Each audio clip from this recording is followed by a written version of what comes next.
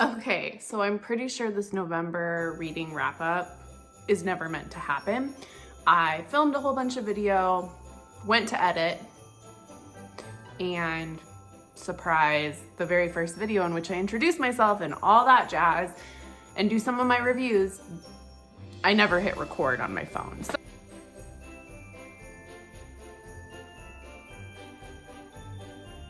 Hey everybody, I'm Kelsey here at Essentially Book. Thanks for stopping by my channel today as I do my November wrap up in the middle of December. Yeah, we have family pictures tonight and I'm not loving the curls. I like this side, but I don't know, I just didn't do a good job. That's just the story of my life right now. Anyways, November was a great reading month, all things considered. I started out pretty strong, and then my son was in the hospital and I became just a romance reader for the bulk of the month, which is fine. That's usually how my reading goes anyways. Obviously, once we got into the hospital, my reading plummeted. I couldn't really focus on much. And I brought a romance novel to the hospital, and that was really about the only thing I could focus on for as far as reading.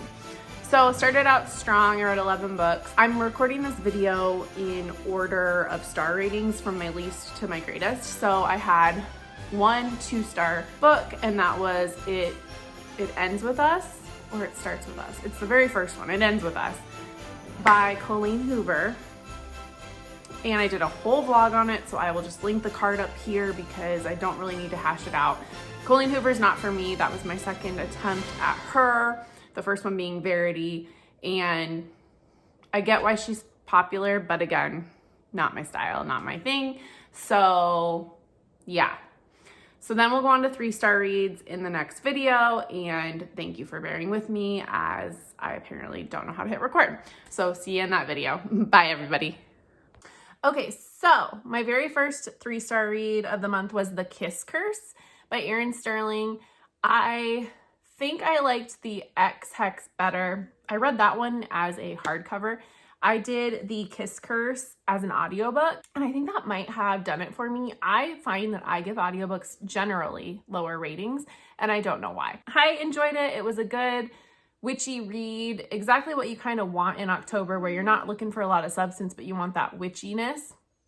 The Kiss Curse was great. I will continue to read on in the series. I know there's a 3rd one coming out. And then I read The Dead Romantics, which was getting super hyped everywhere, and I think the reason why it got such a low rating was that, but also I read 2 other books the month before that handled grief too, and were kind of magical. It felt like it fit those other ones, and the other books did it better. So those 2 books, if you're curious, were The Undertaking of Heart and Mercy, and then In the Company of Witches, which I just dropped a vlog on that. That will be up here.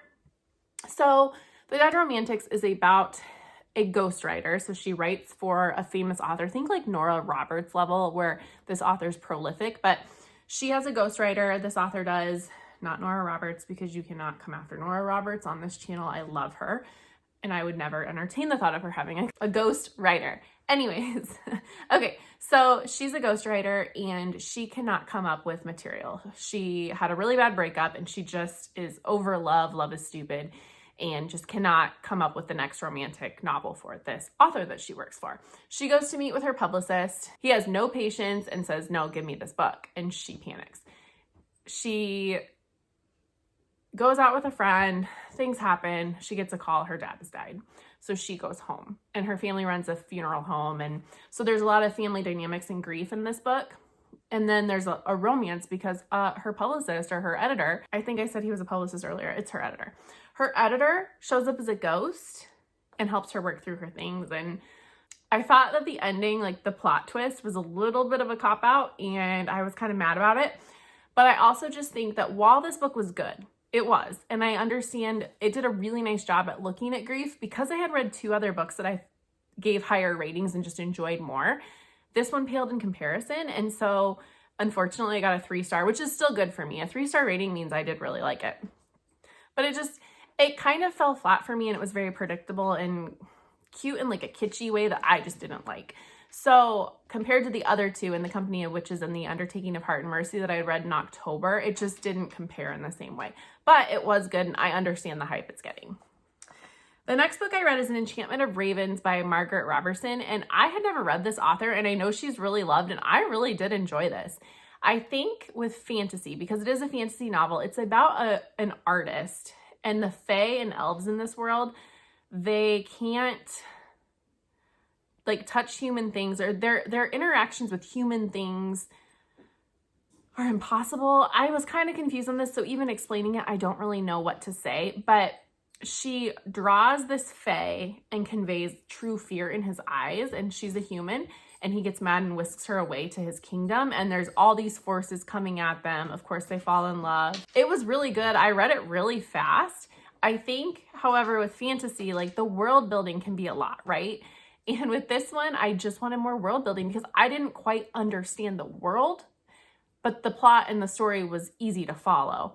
So that's why I got a middle of the road rating from me. I could have used more, just more description of the fantasy world, how the magic worked, the issues with why fae couldn't really interact with humanity's goods as well. But it was good and compelling. And then I read The Hookup by Kristen Ashley. She's a romance author I love. I will say she's a little more on the toxic side, and her men are like very manly man, like I take care of my woman type thing, but the women are strong too. There's some toxicity, okay?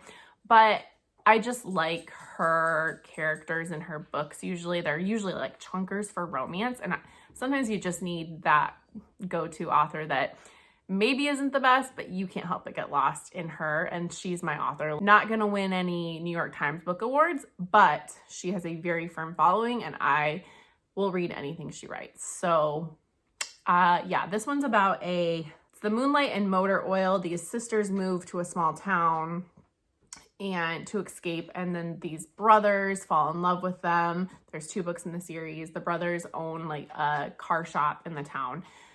She does a really great like working class normal people writing. Like these are middle class people, nothing royal, nothing crazy. Like all of Kristen Ashley's characters are that, so relatable in that sense. And I love her. She writes romance and steam very well for me. And then the final 3-star book I read started American Royalty by Tracy Livesay. This is my first Tracy Livesay. She was interviewed on Fated Mates, which is a podcast I adore. This is essentially a Meghan Markle, Prince Harry retelling, and there's going to be more than 1 book in the series. It was enjoyable. If you like Prince Harry, Meghan Markle fan fiction, really good. It's also very relevant to the issues that they're having. Racism, just how maybe the monarchy is going away. This is a really fun, easy read take on that. So those are all my 3-star reads. Moving on to 4 stars. My very first 4-star read, which I talk about in my cozy reading vlog with Door County, is The Very Secret Society of Irregular Witches. I loved it. And then I read an arc on NetGalley called 10 Signs You Need to Grovel. This is by Kelly Siskin. She wrote New Orleans Rush, and I read that a few years ago, and it was so fun. The characters were laugh out loud funny, but it was a great romance novel.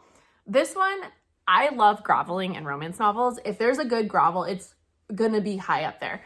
So this one is the hero had to go into witness protection for whatever reason, and he got his girlfriend pregnant, didn't know at the time because he had to go into witness protection due to his dad being a butthead. She raises her son their son for 10 years, and he has no idea. They get out of witness protection, and then he comes back, and obviously they fall in love. It's a romance novel, but there's just a grovel in there because he was gone for so long, and she had to carry on as if nothing happened, but she didn't know what had happened. I just thought it was really well done.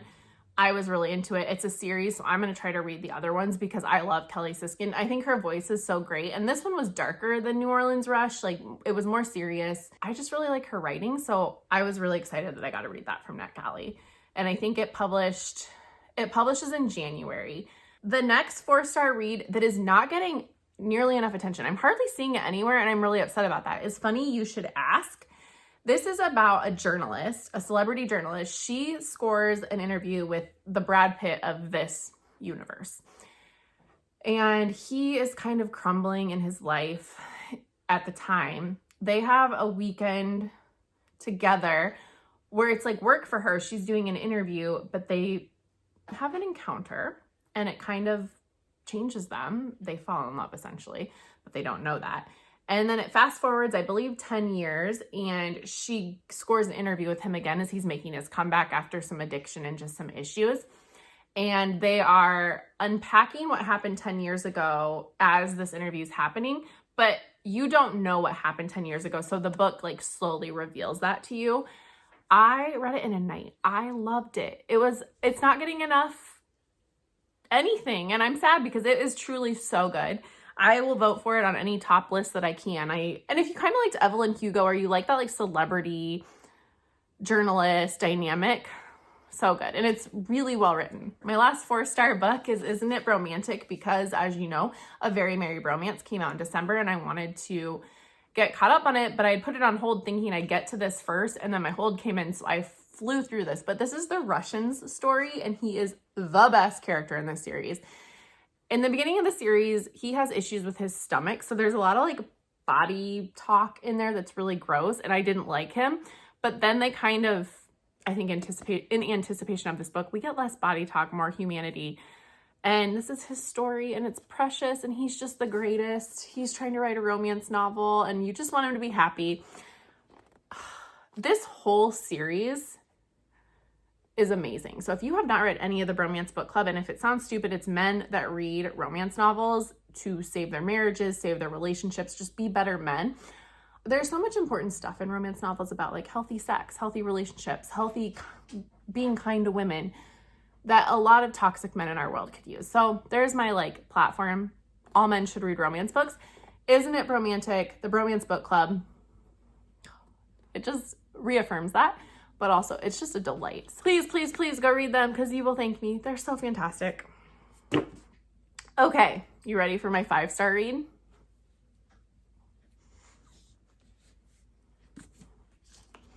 The Invisible Life of Addie LaRue. I am so mad it took me this long to read it. What an incredible book. It starts off slow and it also bounces back in time in a way that's not linear or makes sense until you kind of get to the end and you see what's happening. Holy crap. Just, yeah. It deserves all the hype. I saw a lot of people read it, and that's probably why I didn't want to read it. This starts off in, I think, the 1400s, 1700s, and she's essentially forced into marriage. Doesn't want to do that because she doesn't want that situation, and she makes a deal with the devil. And the deal is that no one will remember her. So any interaction she has, the second that person like turns around and then looks back at her, they'll forget every interaction. So that makes her life extremely difficult in that Addie, she can't, even if she pays for like a hotel room or something, if someone sees her, they'll be like, you never paid for this, you're trespassing. Things like that, getting food, clothes. And so we look at her life through history and her interactions with Luke, who is the man who made this deal with her. And then suddenly someone remembers her, and the story just grabs you and like sucks you in, and you just feel so deeply for these two characters. It's been a long time since I've read a book that pulled me in so hard and wouldn't let me go, that when I finished this, I was in a book hangover and could not stop thinking about it. It was such a beautifully well done book. I need everybody to read it. I read 11 books in November. One was an audiobook. The rest were physical Kindle library books. And 11 books is a pretty good month for me, so really happy with that. I had a pretty solid month. I only had 1 2-star read. I had 1 5-star read. Everything else was just great. 3 or 4 stars is good for me. Your favorite book you read last month in the comments, even though it's mid-December. I fully acknowledge that. Anyways, thank you for stopping by. I hope this wrap-up was fun, and I will see you next time. Bye, guys.